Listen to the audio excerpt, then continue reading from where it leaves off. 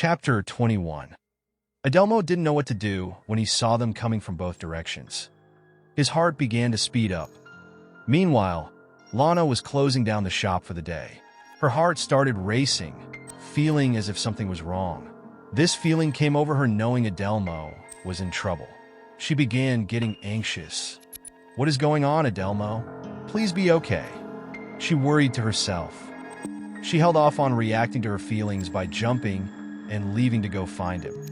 She needed advice, so she went to the phone and called up Nick to see if he had any idea what was going on. He answered, Nick speaking. "Hey Nick, it's me Lana," with a concern in her voice. "Hey Lana, how's it going?" "I'm not really sure. Actually," with a concerned tone. "What do you mean?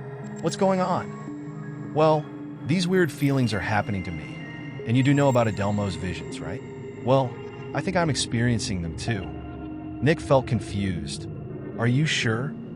"The things I've been seeing are what Adelmo usually sees, but I have no idea about the feelings I've been having, at least lately." "Well, I got a message from Adelmo during his layover in Miami. I don't know how any of this stuff works, but could there be a chance that you are starting to form a connection somehow? You know how you hear about people experiencing things like back pains. Their other half begin what they call sympathy pains. Perhaps these abilities work the same." This news caught Lana off guard. "Wait a second, he called you? Did he say anything to you? There was something that happened when I was seeing him off." "Really? Like what?" "He hasn't told me anything about you two lately. When he called, he had to leave a message." "Well, he kissed me and told me he loved me, but quickly changed the subject. Then got on board quickly." Nick thought for a moment, then spoke. "Well, that explains why he was trying to get a hold of me. Sounds to me like he is confused. But you know what? I could always tell he liked you." With a shocked look. "Really?" Nick smirked. "Yup, he sure does. Don't worry. Things will work out the way they need to be." Lana felt relieved.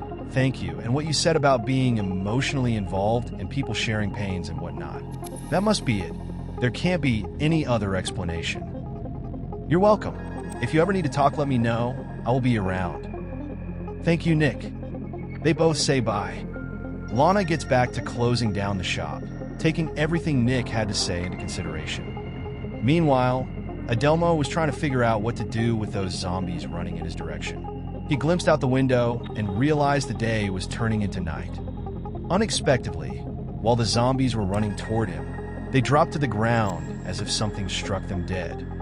Adelmo felt relieved, but also confused about what just happened. He moved to one of the groups of zombies that were running in his direction. He started nudging them, trying to figure out if they would move, but nothing happened. Adelmo searched through the rooms, seeing if he could find a nurse or a doctor, but he couldn't find anyone anywhere.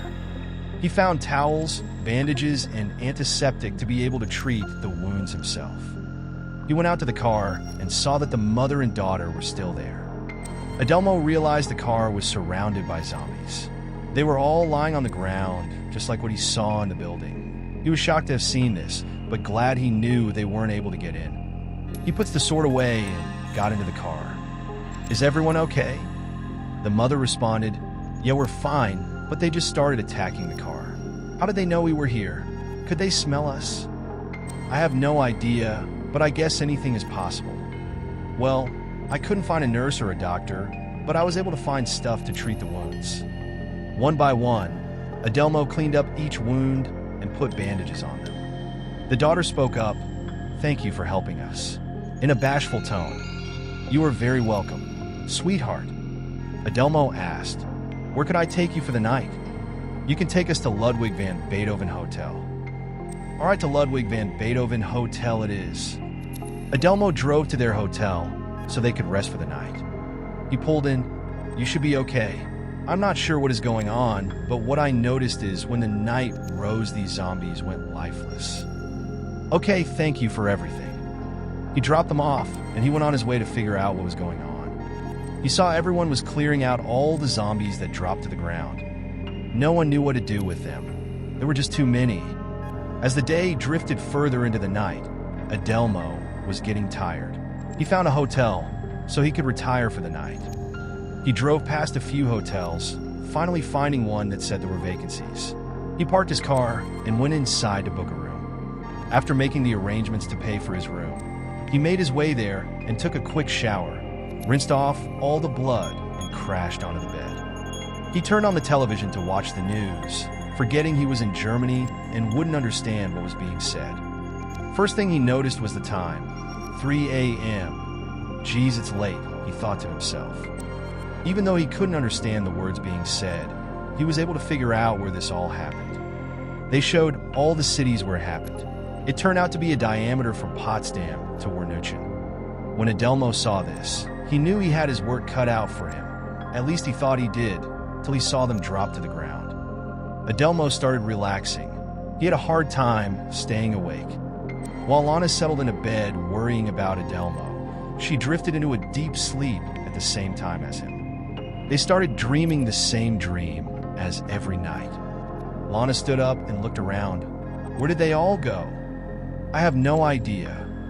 They made their way through the house some more, losing hope that something positive was going to happen after what they had just experienced.